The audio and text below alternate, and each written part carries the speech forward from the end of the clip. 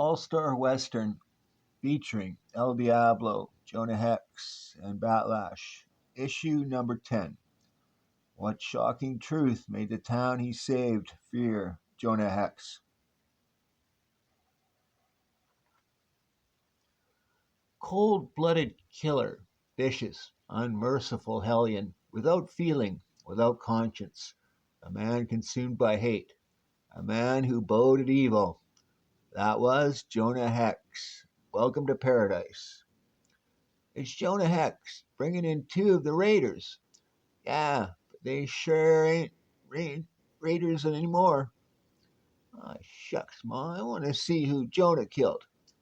You hush up, Jed. Ain't no sight for a young'un like you to see. Presently, two more out there, gentlemen. At 100 for each hide, you owe me $200. We saw through the window, Mr. Hex. Hiring you to stop Big Jim's raiders from terrorizing this town has certainly paid off. I've got your money right here, sir. Every businessman in town has happily contributed towards paying for your services. That's right. And you arrived back just in time. In time? In time for what? Three more of Big Jim's raiders rode into town about 20 minutes ago. They're in the saloon across the road now. Well, now that's mighty accommodating of them to come here instead of me having to go hunting them up. You better be careful, though, Mr. Hex. They sure must have seen you coming through the center of town like you did. No doubt. Only that's when they should have gone on the offensive and gunned me down. Now the advantage is mine. I'm on the offensive. God, but that man makes me nervous. Just being in his presence is enough to give me the shakes. Minutes later. Ah, I'm warning you, Miss Dance Hall Queen. Just one tiny yelp out of that pretty little face of yourn, and I'll make it unpretty right quick. Understand? All I'm gonna do is pass through your room. Nothing more. Right, sorry to disappoint you, bushwhacking skunks, but you all are facing in the wrong direction. I'm up here. With deadly accuracy, Jonah Hex's blazing guns quickly bring down two of the startled raiders, while the third streaks away in terror. But, like an excited animal who has caught the scent of blood, the crafty gunfighter pursues his quarry. It's time to squeeze off one. Shot! Ugh. What? Why, you dumb little donkey, you made me miss. I got a mind to. You put your hand on me, and my paw will whoop you raw, mister. Your paw to teach you some manners, boy, before that sassy mouth of yourn get him and you in a mess of trouble. Now get. I'm going, but just you look where you're running next time. Here? I'll be danged. That little cub acts like he was a full-grown grizzly. What in tarnation are all you half-witted donkey-faced idiots staring at, huh? If every one of you don't clear out of here fast, I'll... I see you got two more of Big Jim's raiders, Mr. Hex. Makes $200 more you got coming. I'll collect later, gentlemen. Right now, I'm going to pick up my horse from the blacksmith and start tracking that coyote what got away. 'Cause I got a hunch he'll lead me to Big Jim himself. If he gets them both, we'll have wiped out the entire gang. Minutes later. Whoa, there, you ornery devil. I'll teach you to... hold on there, Mr. Hex. This animal of yourn were acting real crazy like. I just wanted to... Wow, he knocked Clem plumb cold with one punch. Clem's lucky he didn't get gunned. That Jonah Hex wouldn't thought nothing of killing him. Later, in a cabin several miles from town. I still can't figure out how three of you let that ugly son of a gun outshoot you all, Cody. You never went out agin him, Jim. I just can't describe the feeling you get when you look in that man's eyes. You're talking like a fool. Only thing different about that freak is his face looks like it was kicked in by a mule. No, it's more than that. He's not human, Jim, I swear. All right, so he's some kind of demon then. Now go get some water from the well and brew us some coffee. You mean go outside? The well ain't in here, Cody. Get moving. I know he couldn't be out there. Ain't nobody ever found this hideout, but still. First thing in the morning, I'm hightailing it out of here. Big Jim had a good idea about terrorizing everyone in this territory, so we could grab a lot of land and sell it to the railroad when it comes through. At that or before them townies hired Jonah Hex. I don't aim to. Oh, that you, Jim? Jonah Hex? Ah, Jim, he got me. Don't let me die, Jim.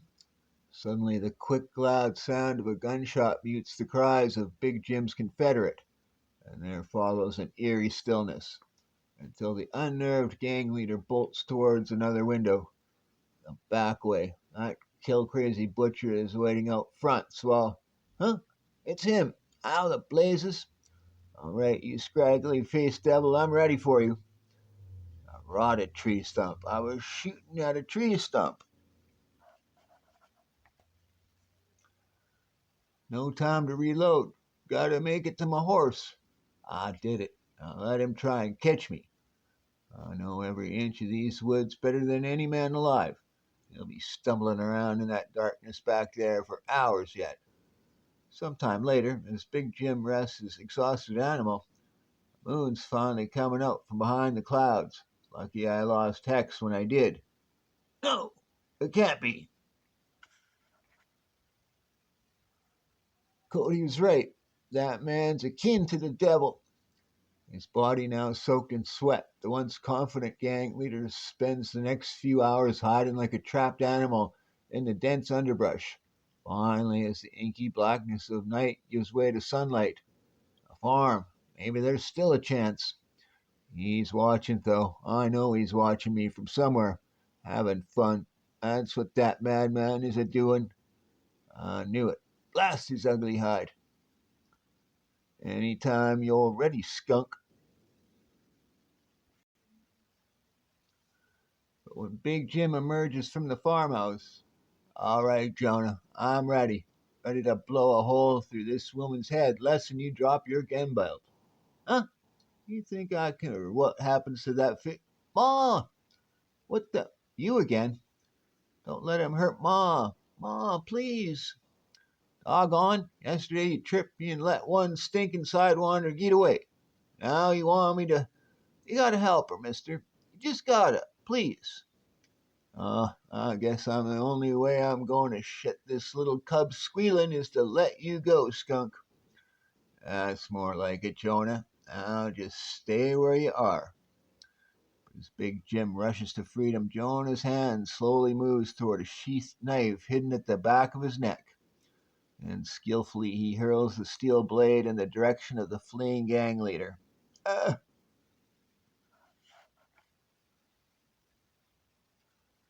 Let that be a lesson to you, boy. Never show your back to a man aiming to kill you.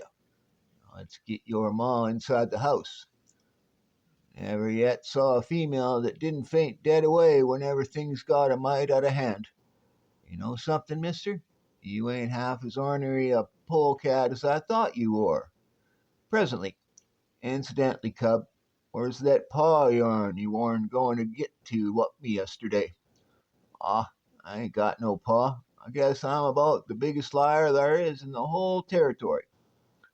Uh, you coming back to visit me, mister? Visit you? What for? Ma's apple dumplings. Today is Thursday, and every Thursday she makes the tastiest apple dumplings anyone ever ate. Well, I ain't crazy about dumplings, but I just might come back to try one later in town. $400, Mister Hex, right? Yep. We're mighty grateful to you for getting rid of Big Jim and his raiders.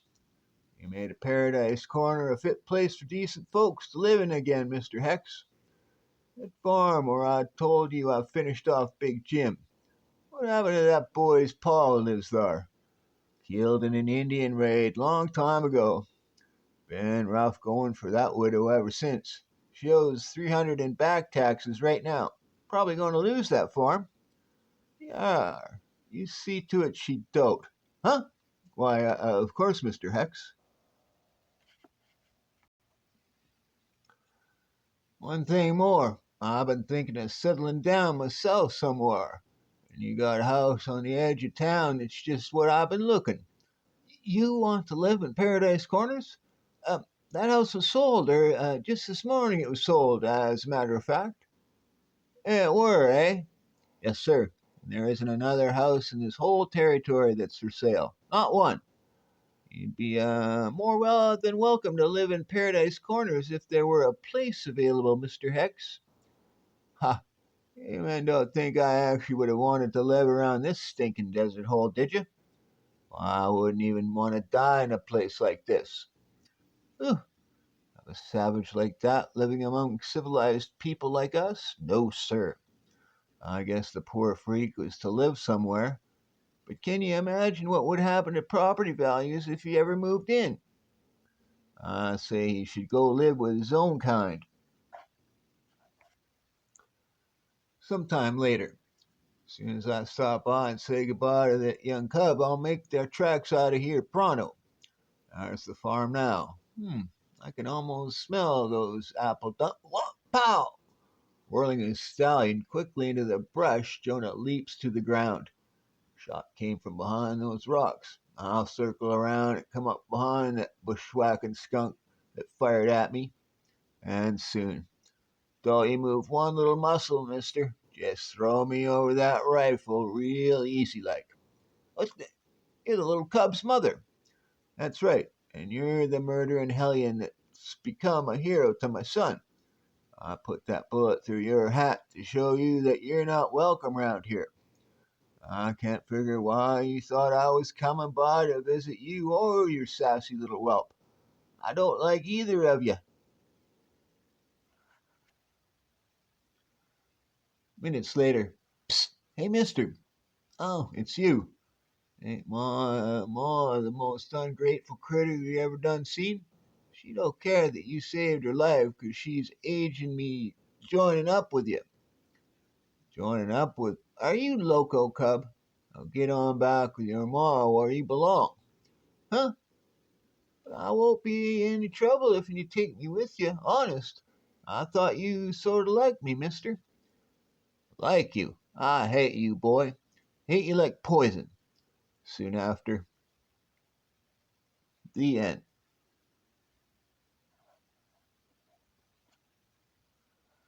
Struck by a bolt of lightning, totally paralyzed. Lazarus Lane is attended in his lonely hacienda solely by the outcast medicine man Wise Owl when you made me a widow, my baby an orphan. Coward, if you hadn't frozen with fear and helped my husband, your friend, he wouldn't have been cut down by bank robbers. Because of you, I'm about to lose my home because of $1,000 debt. I can't take care of the baby any longer. You take care of him. Goodbye.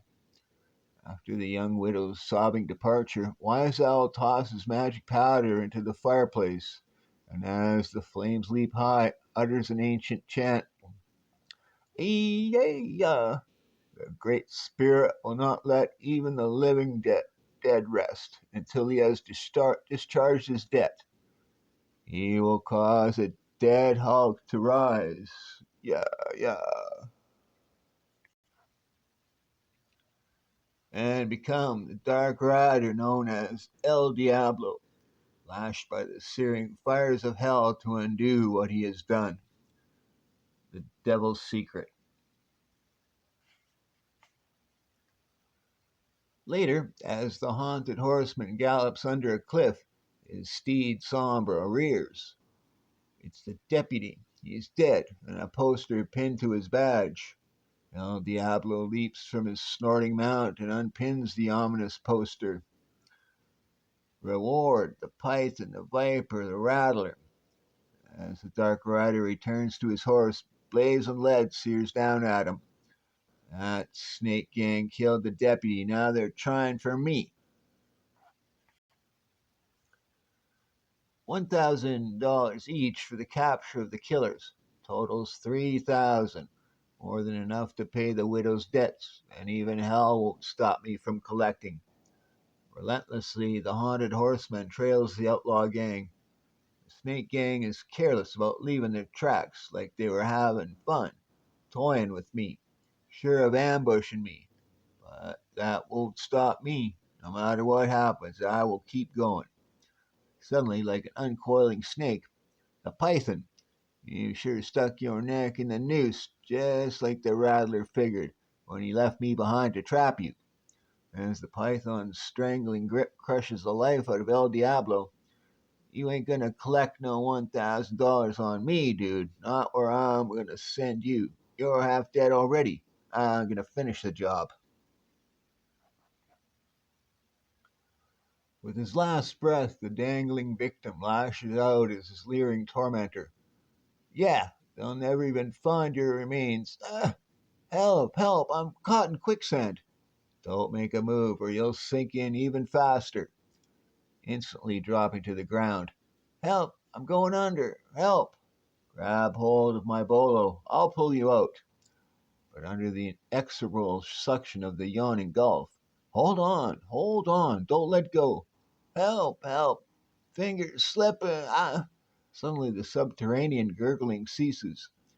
Killer's sunk without a trace, and with him the $1,000 reward. But there's still the Viper and the Rattler. The $2,000 reward for their capture will take care of the widow's needs.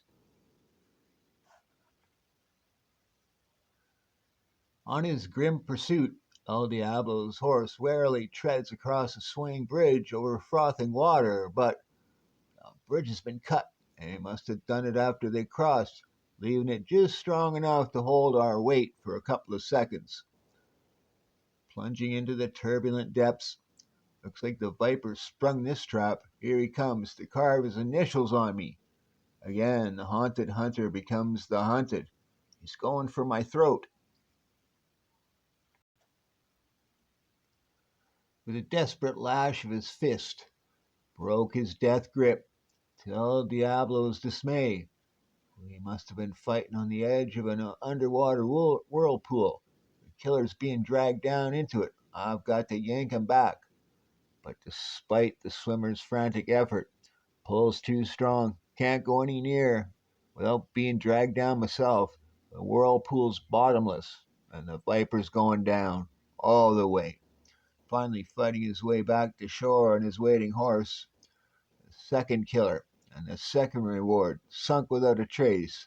That leaves the last reward for the last outlaw, the Rattler. I've got to capture him alive and bring him in so I can collect for the widow. Hour after hour of relentless pursuit by the haunted horseman until, easy, Sombra, easy, put your hoofs down softly, one at a time. One loud noise in this canyon, and it's the Rattler. He must have gone loco, firing rifle shots in this canyon. Suddenly there is a thunderous roar which darkens the air with plummeting boulders. That killer's starting a landslide. It's burying him under a mountain of rock. And with him goes my last chance to pay back the widow and her baby for what I did to them. But as El Diablo climbs over the landslide uncovered a cave. Skeletons of men in it, with guns. Looks like they had a fight to the death over that chest years ago. Towards night, the haunted horseman returns to the lonely hacienda, and the eerie chanting of the medicine man. The chanting ceases, the flames in the fireplace flicker. It's no use. I couldn't borrow the money anywhere, but I've come for my baby. No matter what happens, at least we'll be together. Well, what's that? My baby, playing with a fortune in gold coins. It belongs to him, a gift from the Great Spirit and El Diablo, his messenger. The end. Batlash Part 2. What has gone before? Traveling through East Texas, our wayward hero reins in at the site of a funeral to ask directions, and promptly guns down the presiding preacher, Reverend Rickett, despite the fact that the preacher had surreptitiously pulled a derringer and was about to plug him. Bat is arrested by the sheriff and hauled off to the local calaboose. In answer to the sheriff's inquiry as to why he killed Rickett, Bat relates how the false preacher, along with his confederate, Melvin Midas, had swindled young Bat's family out of their farmland. The young, hot tempered Batlash rode out for justice, but in the violence that followed, Bat killed one of the confidence men's hirelings in self defense and was unjustly branded an outlaw. Arriving back at his family shack, he found both his parents and their neighbors, the Gannons, who had also been swindled out of their land, murdered by Rickett. The Gannons' youngest daughter, and Bat's intended, Bitsy, and Bat's sister, Melissa, were miraculously alive, but Bat's young brother, Tom, was among the missing. Bat took the two girls to a nearby convent for safekeeping, promising to return as soon as he meted out justice. Our story resumes. The night was quiet except for lonely coyote howling in the hills, crying that the world was dark and desolate. I agreed. I looked at the graves of the two human beings I'd loved most, and I wanted to grieve, but all I could feel was hate. Then a shaft of moonlight fell across a tiny flower, choked by rocks, but still bravely trying to grow. It was the loveliest thing I'd ever seen, and the most meaningful. It seemed to me that the blossom was about life is all about, fighting to survive and occasionally being beautiful. The notion was strangely comforting, but it didn't stop. It was me wanting justice. About midnight, I went to the Midas spread. Just as I thought, Midas has posted guards. I chucked a pebble into the brush, the oldest of tricks. Something moving out in there. We best go check her out. Quick as a cat, I slipped through the nearest window, found myself standing in an arsenal. It pleasures me to know I'll be using Midas's own weapons against him. Sounds like there's a party in the next room. Reckon I'll give myself an invitation. Keep your hands on the table and you got a chance to stay breathing. My business is with Midas. You're scared of a mere pup. He wouldn't dare use them irons. The hard cases made the mistake of listening to him. For some of them, it was their last mistake. I wasn't young Bat and Lash any longer. I was a machine spitting death. Gun thunder racked the night. I didn't miss, not once. Come out, Midas. Face me. You've lived rotten. At least die well. I can't shoot a man in cold blood, not even one who deserves killing as much as you. Tell me where my brother Tom is, and I'll let you continue fouling the earth with your presence. I don't know where your brother is, Lash. I swear. We never touched him. Uh, my heart, Doug said it's weak. He pitched over like a felled tree. Probably his heart had stopped before he hit the floor. But it wasn't over. I knew I couldn't rest till I'd found the rest of the Midas gang, including Rickett. As you saw, I finally caught up with him this afternoon. I recall riding away from the Midas place. The prairie dissolved in front of me, and then I realized I was crying, weeping for my folks, and maybe for myself. Midas had sent two varmints to wait for me at the shack. Two real slow varmints. Someday maybe I'll start again. Someday maybe I could just play Batlash Farmer.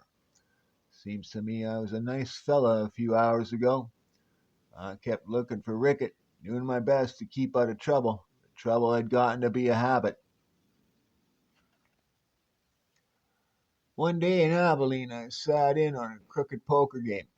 When I called, they drew. It just so happened they were the last two of the killers, Now all I had to get was Rickett. I never did learn why my brother Tom disappeared or where he'd gone. This is the first time I've ever told anyone my story. Not very purty, is it? Somehow, though, telling it's made me feel better. Reckon I've talked enough. And if you'll kindly unlock the cell, I won't be bothering you further. I'll do it if you force me, son, but I sure wish you'd put down your sneaky gun and let me see what can be done about clearing you. Sorry, Sheriff. You're a good fella, but I just can't trust the law anymore. Reckon you can understand why. Adios, and thanks for the hospitality. Mr. Batlash, you just can't take the law in your own hands, for that'll cost you your life. Many days and many miles later, a field of fresh flowers, spring breeze as soft as a baby's smile. Everything is just like it was when I left. The convent hasn't changed, and I'll bet Bitsy and Sis haven't either. Maybe my rambling, gunslinging days are past. Maybe I can pick up the pieces and be the decent fella I once was. Is it you? Is it really you? Bat? Live and in person, Sis. Oh, Bat, I've prayed to St. Jude for your safety, and my prayers are answered. I'd say you did right well by your prayers, Sis. How you been? Never mind about me. All that matters is you've come back. Sisters, my brother Bat, he's here. Batlash has come home. I can't believe it. You're not a ghost. I'm not, and neither are you, Bitsy. No spook could be half so purty. Bat, I've missed you. Very much. And I missed you more than I care to admit. We've a heap of catching up to do. That'll keep till later. Get your things together, gals, and say goodbye to the sisters. I want to get started before sundown. It'll take me a few minutes. I've waited years. Reckon I can stand waiting a mite more. Get along, sis. Pack your bags. Bat, I have to talk to you privately. You can talk all the way to the farm. I'm not going with you. I've found peace here, and quiet, kind of contentment. I realize that this is where I belong, where I'm meant to be. But why not? And it's where Bitsy was meant to be too. Bat, we have both decided to take our final vows. This convent will be our life. Bitsy, look, sis, you can do with your life what you want, but don't bring Bitsy into it. She's mine. Will you make her happy? Darn right I will. What makes you think otherwise? You've changed, Bat. All the gentleness is gone. You're polite, charming, just as you were, but underneath you've become brutal. We've heard about you, the killing, the running. Do you want Bitsy to share that? To be the wife of a fugitive? Let's ask her. Let's let Bitsy decide. Don't, Bat. It isn't fair. Don't force her to choose between loyalty to you and her own happiness. Once more, be noble, unselfish. Leave us, Bat. Please go. I'll pray for you.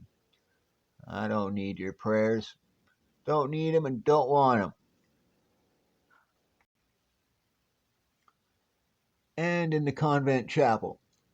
I was sure I loved him until he took me in his arms. He's not the Bat I grew up with. He's a tall, terrible stranger. You must explain to him that you have changed, my child, as has he. Be kind. His fate is perhaps the saddest of all. He is a man with no place to call his own. Wherever he goes, he will always be a stranger. Oh, Bat, forgive me. Where is your brother? Gone. Gone forever. Destined always to be a fugitive from the law, haunted always by the spectre of death just around the bend. And may God have pity on him. The end.